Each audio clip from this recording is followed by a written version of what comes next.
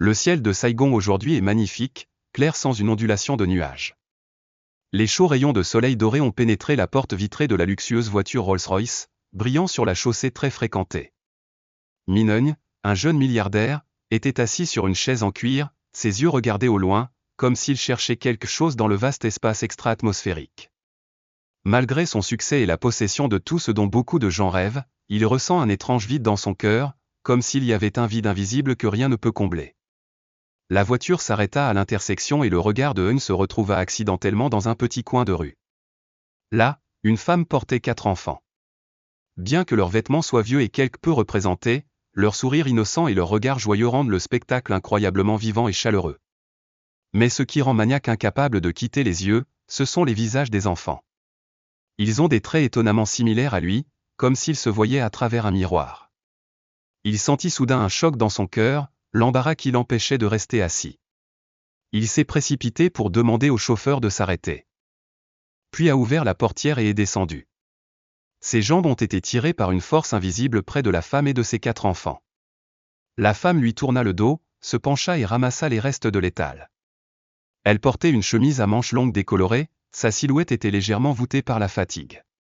Malgré cela, 4 enfants se sont rassemblés à côté d'elle, chacun avec un certain regard, mais tous avaient des traits particuliers qui lui ressemblaient.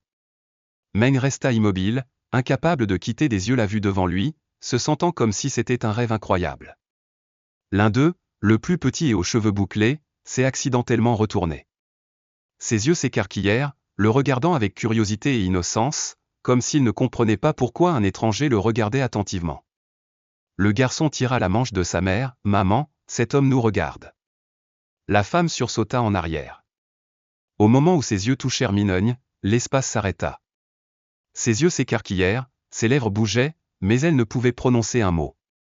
Elle serrait ses enfants sur ses genoux comme un réflexe naturel, ses yeux pleins de panique et de précaution. Eun a été choqué de se rendre compte que la femme en face de lui était Lancis, dont il était tombé amoureux il y a 6 ans. Tous les souvenirs de lui, comme les vagues qui roulent dans son esprit. Lancis ce jour-là était une belle, tendre et pleine de rêves d'un avenir radieux avec lui. Mais il a lui-même brisé tous ses rêves, la faisant vivre seule avec à l'insu de la douleur. Un pas de plus vers elle, la voix s'étrangla, « Sis, c'est toi ?» Lancis ne répondit pas immédiatement, elle le regarda avec des yeux fâchés et douloureux. « Minogne, pourquoi es-tu ici ?» dit-elle d'une voix froide, mais Maniac sentait toujours le tremblement dans chaque mot. « Ces enfants, c'est ton fils ?» demanda-t-il, incapable de freiner la curiosité et l'émerveillement dans son cœur. Lancis rit, mais ce n'était pas un sourire heureux, mais un sourire amer, comme si elle faisait face à une réalité qu'elle ne voulait pas accepter. « Pensez-vous qu'après des années à m'abandonner, vous avez le droit de poser cette question ?» Ces mots étaient comme un couteau coupé dans un cœur maniaque, le rendant incapable de prononcer des mots. Je me souviens des derniers jours. C'est lui qui, à cause de la pression de sa famille et de son ambition aveugle, l'a laissé sans explication. Il savait qu'il avait tort, mais ne pouvait pas imaginer que la décision avait des conséquences aussi graves. 6. Toi, il essaya de trouver un mot, mais Lancis leva la main pour l'arrêter. Arrête de parler, interrompit-elle, la voix pleine d'assurance. Tu n'as pas le droit d'apparaître ici et de bouleverser la vie de ma mère et de mon enfant. Je les ai élevés seuls, surmontant toutes les difficultés seuls. Tu n'as pas le droit d'entrer dans nos vies. Ces mots étaient comme des marteaux qui frappaient l'estime de soi de Maniac. Il sentit la profonde douleur dans ses yeux et le regret submergé dans son cœur. Il savait qu'il ne pouvait pas simplement s'excuser mais réparer ce qui s'était passé, mais dans son cœur une nouvelle détermination s'était formée. 6. Je comprends. Je ne voulais pas vous déranger, vous et vos enfants. Je veux juste tout comprendre. Vous ne pouvez pas vivre dans le même choc de 4 enfants que vous. Lancis le regarda longuement, puis soupira. Oui, ce sont tes enfants, répondit-elle froidement, mais cela ne veut pas dire que tu as le droit de t'immiscer dans nos vies. Il y a 6 ans, quand j'étais seule enceinte et que je les ai élevés, où étiez-vous ? Vous n'avez pas le droit d'intervenir et de tout gâcher simplement parce que vous vous sentez coupable maintenant. Sa déclaration comme un choc violent s'étouffa, la culpabilité lui pela la poitrine. Mais dans votre cœur, une grande détermination s'élève. Vous ne pouvez pas rester debout et ressembler à ça. Je sais que tu avais tort, dit-il, les yeux fixés. Mais je veux compenser. Je veux être ton père, et je veux te protéger, racheter ce que j'ai manqué. Lancis secoua la tête, son visage était plein de fatigue et de douleur. Attends, tu ne comprends pas? Nous n'avons pas besoin de vous, je n'ai pas besoin de vous, a-t-elle dit, puis s'est retournée et a emmené les enfants. À ce moment-là, le plus petit garçon le regarda avec des yeux naïfs, ne comprenant pas tout. Il se retourna, posant une question accidentelle, « Oncle, qui es-tu? Comment connais-tu ta mère ?» En regardant le garçon, son cœur était rempli d'émotion. Il se pencha, essayant de sourire, même s'il ne pouvait cacher son chagrin dans ses yeux. « Je ne suis qu'une vieille connaissance de ta mère. » Le garçon pencha la tête, son visage ne comprenait toujours pas. Mais Lancis l'éloigna, et une se tint tranquillement au milieu de la foule. Dans son cœur, tout était en désordre, plein d'anxiété et de regret. Je sais que ce n'est que le début d'un long voyage pour corriger mes erreurs. En arrivant au luxueux Penthouse, Mania sentit tout autour aussi vide que jamais. Les images de Lancis et des 4 enfants n'arrêtent toujours pas de tourner dans sa tête. Il y a 6 ans, il a choisi la voie paisible et facile, abandonnant le seul amour qu'il ait jamais eu, à cause de l'ambition et de la pression de sa famille. Je pensais qu'avec l'argent et le pouvoir, je pouvais tout oublier. Mais maintenant, en voyant des enfants comme lui, il s'est rendu compte à quel point il avait tort. Cette nuit-là, il n'arrivait pas à dormir. Il trébucha, tripota en réfléchissant à la façon de réparer l'erreur qu'il avait commise. Chaque minute passait, une idée se formait progressivement dans sa tête, il devait faire quelque chose pour approcher les enfants, non seulement pour se racheter de Lancis, mais aussi pour assumer les responsabilités d'un père, un homme qui avait longtemps été évité. Le lendemain matin, il a décidé d'agir. Il engage un détective privé pour en savoir plus sur la vie actuelle de Lancis et ses enfants. Bien qu'il soit bien connu que cela peut violer leur vie privée, l'envie en lui est trop grande, elle ne peut pas être arrêtée. Je veux juste savoir comment ils ont vécu toutes ces années. Lorsqu'il a reçu un rapport détaillé du détective, son cœur était étouffé. La vie de Lancis n'est pas facile. Elle a fait toutes sortes de travaux, de la vente de rue, de la location au nettoyage de la maison, juste pour élever 4 enfants. Son image, dans l'agitation de la ville, gagne tranquillement sa vie dans un monde plein de difficultés, protégeant sa petite famille, rend une malheureuse. Un jour, incapable d'hésiter davantage, Eun se rendit au pavillon miteux où vivaient Lancis et ses enfants. La petite chambre est dans une ruelle cachée, les murs de la maison sont panachés, étroits. De loin, il a vu Lancis laver des choses dans la cour, 4 enfants s'amusant à côté de lui. La scène a à la fois apporté une sensation chaleureuse et l'a poussé dans un sentiment amer de son manque de cœur pendant tout ce temps. Resté là, n'osant pas entrer. Je n'observe qu'à distance. Pendant que les enfants s'amusaient, il s'est rendu compte que chacun avait une personnalité distincte. Min Koi, le garçon le plus âgé, qui semble être plus mature que son âge, est toujours inquiet de prendre soin d'eux. La petite fille Min Ngok est espiègle, toujours curieuse et a demandé toutes sortes de choses. Les 2 petits frères, Min Duk et Min Kang, sont toute la journée coquins, n'arrêtent jamais de rire. Eun resta immobile pendant un certain temps, jusqu'à ce que Min Koi, le garçon le plus âgé, le reconnaisse. Le garçon s'approcha, les yeux brillants de curiosité, « Qui es-tu? Pourquoi regardes-tu ma maison ?» La question du garçon était confuse. Il essaya de rester calme, riant doucement, « Je viens de passer. » Minki n'a montré aucune peur et a continué à demander, « Connaissez-vous votre mère ?» Avant que Eun ne puisse répondre, Lancis sortit de la maison, les yeux perçants, ne cachant pas l'irritation, « Que veux-tu, Min Eun ?» Je ne réponds pas tout de suite. J'ai regardé Lancis profondément, essayant de trouver le mot approprié, « 6, je ne suis pas là pour te déranger. Je veux juste te regarder et si je peux, je veux te compenser. » Lancis rit amèrement, sa voix était amère, « Compenser ? Pensez-vous que des remords et de l'argent peuvent compenser cela ? » Elle secoua la tête, ferma la tête, « Je porte tout seul, et tu penses ça ? Je me sens mal, sachant que tu as raison. Il a été si longtemps imparfait dans sa vie et ses enfants. Il ne pouvait pas la convaincre avec des mots vides, mais dans son cœur, il offrait une détermination farouche. 6. Je ne m'attends pas à ce que tu me pardonnes tout de suite, mais donne-moi une chance de prouver que je ne veux pas être un lâche pour toujours. Lancis était silencieuse, ses yeux remplis de suspicion, comment le prouvez-vous ? Savez-vous à quel point il est difficile d'élever 4 enfants ? Avez-vous déjà veillé la nuit parce que j'étais malade, ou vous êtes-vous demandé où trouver l'argent pour payer l'hébergement? Tranquillement, sans répondre. Il comprit que ces paroles étaient comme une gifle. Puissante, mais pas pour le blesser, mais pour parler de résilience, du sacrifice qu'elle avait subi. Il ne savait rien de ces épreuves, mais au lieu de se sentir narcissique, il a senti sa petitesse et est devenu encore plus déterminé. Je ne m'attends pas à ce que vous soyez d'accord maintenant, mais s'il vous plaît, donnez-moi l'opportunité d'être près de vous. Si tu te trompes, tu peux me virer à tout moment. Lancis m'a regardé pendant un long moment et a soupiré. D'accord. Mais je dois me rappeler que ce n'est pas pour moi, mais pour les enfants. Il hocha la tête, se sentant soulagé et déterminé emplissait son cœur. C'est la première étape du voyage qui, vous le savez, ne sera pas facile. Mais cette fois, je n'abandonnerai pas. Min-geun a commencé à apparaître plus souvent dans la vie de 4 enfants. Il ne s'est pas précipité ou n'a pas essayé de faire bonne impression, il a plutôt choisi une approche progressive, patiente et sincère.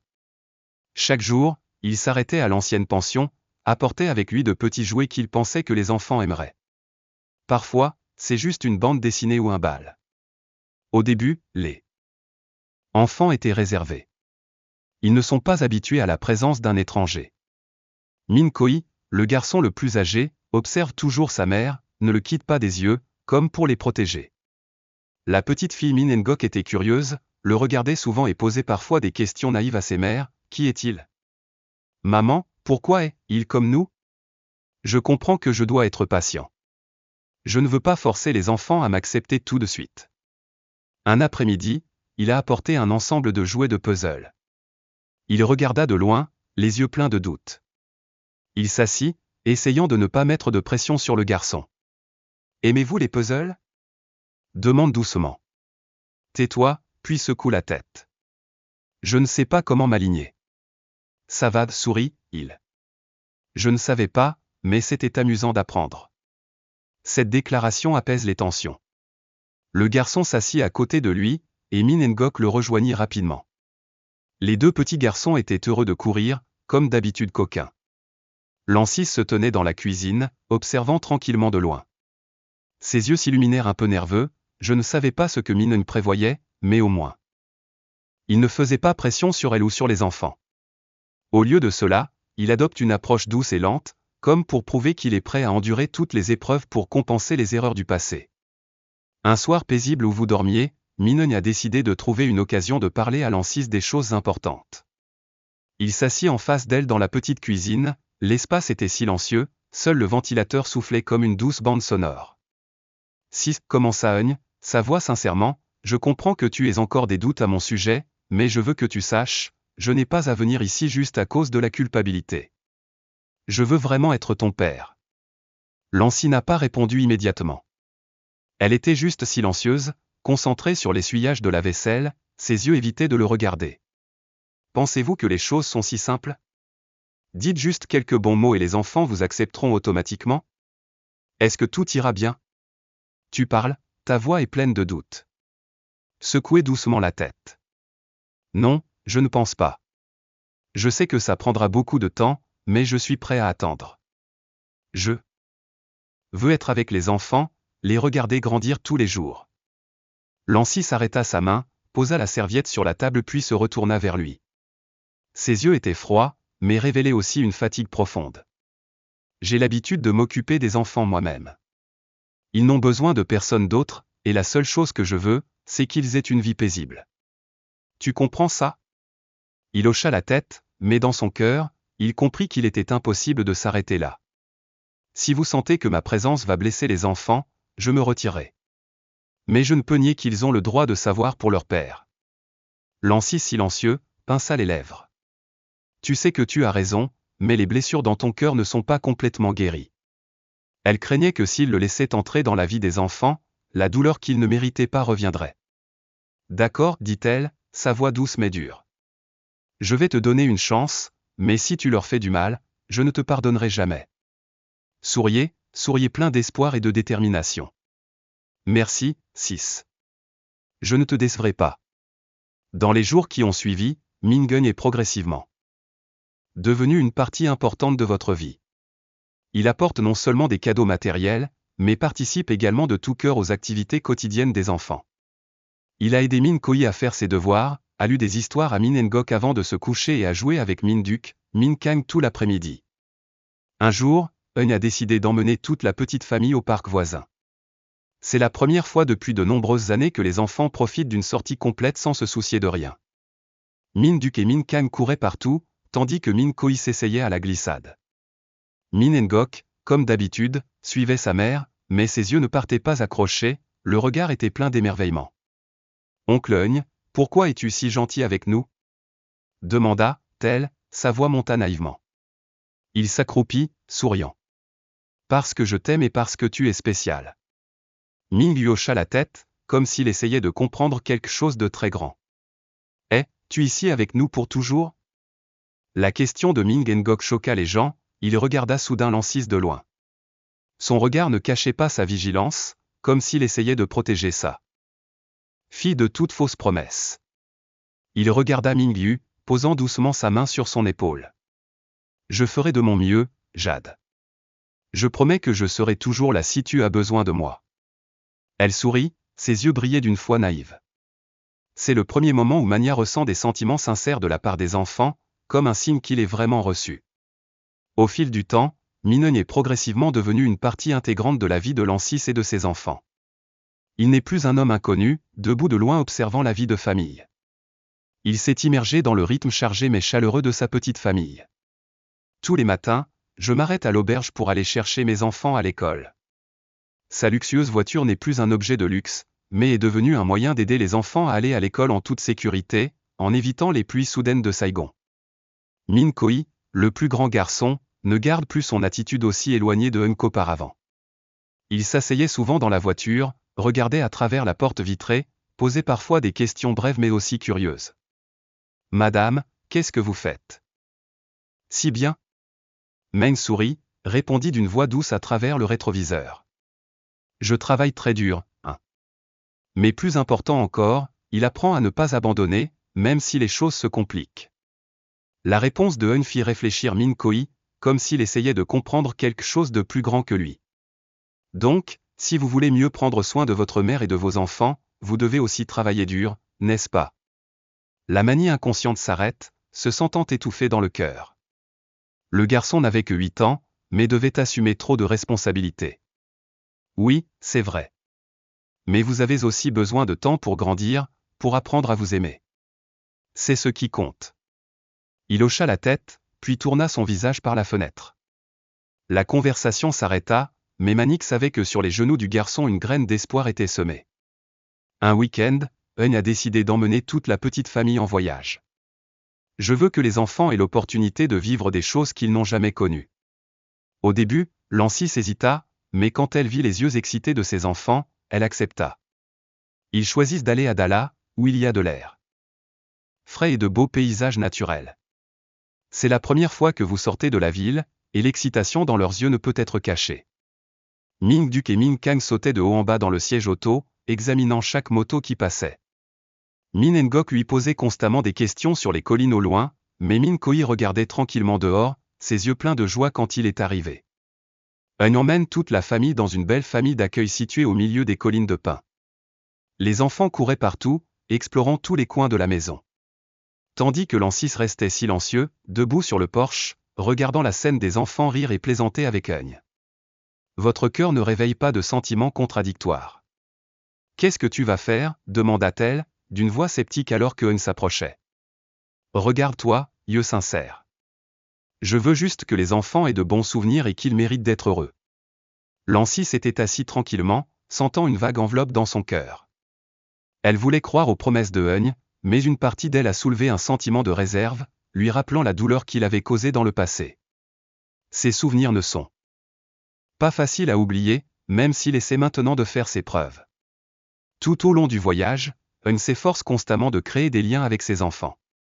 Lui et Min Koi ont essayé le tir à l'arc, ont aidé Min Ngok à cueillir des fleurs sauvages et ont constamment joué avec Min Duk et Min Kang. Le rire croquant des enfants résonnait dans toute la pinède, comme s'il effaçait toutes les distances qui avaient jamais existé entre eux. Un soir, alors que toute la famille était réunie près du feu de camp, Eun a sorti la petite guitare et a commencé à jouer des mélodies douces. Sa tendresse chante comme un récit de souvenirs d'enfance, une chanson que sa mère chantait quand il était enfant. Les enfants écoutaient silencieusement, leurs yeux brillaient à la lumière du feu. « Oh, mon Dieu, cette chanson est géniale », a-t-il dit d'une voix claire. « Pouvez-vous m'apprendre » ? « D'accord, répondit-il, avec un doux sourire. « Mais vous devez promettre d'étudier dur. » Ming Jade hocha fortement la tête, et Ming Duc et Ming Kang étaient heureux d'applaudir, exigeant d'apprendre ensemble. En regardant les enfants, Manya ressentit un bonheur profond, un sentiment qu'il n'avait jamais eu auparavant. C'est la famille. Qu'il a abandonné une fois, mais maintenant il est prêt à tout pour regagner ce qui a été perdu. L'an 6 se tenait de loin, observant tranquillement le spectacle. Vous ne pouvez pas nier le changement. Ce n'est plus un homme qui ne connaît que le travail et l'ambition. Il est devenu patient, doué se soucier vraiment de ses enfants. Mais ces changements sont-ils vraiment durables, ou juste une période momentanée? Des questions sans réponse tournoyaient dans l'esprit de l'an 6. Cependant, elle ne peut nier la joie qui se lit sur le visage de ses enfants. Peut-être devrait-elle donner une chance à Manik, non pas pour elle-même, mais pour votre avenir. Lorsque le voyage est terminé, les enfants le regrettent constamment. Cependant, de beaux souvenirs sont également marqués dans le cœur de chaque personne. Lorsque la voiture est revenue à Saigon, les enfants ont commencé à appeler Eun ou papa naturellement. Lorsque le mot papa a retenti pour la première fois, Manya a senti son cœur étouffé, touché. Ce n'était pas seulement un nom, mais un symbole d'acceptation, qu'il désirait ardemment. Cependant, pour l'an 6, ce voyage n'est pas encore terminé.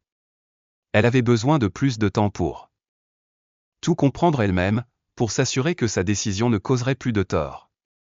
Après son retour de Dala, la vie et les enfants de l'an 6 se sont progressivement installés, mais dans son cœur, il y avait encore de nombreuses inquiétudes. La manie est maintenant devenue une partie importante de votre vie, mais pour elle, tout n'est toujours pas clair. Elle ne pouvait nier ses efforts, mais les blessures du passé n'ont pas guéri.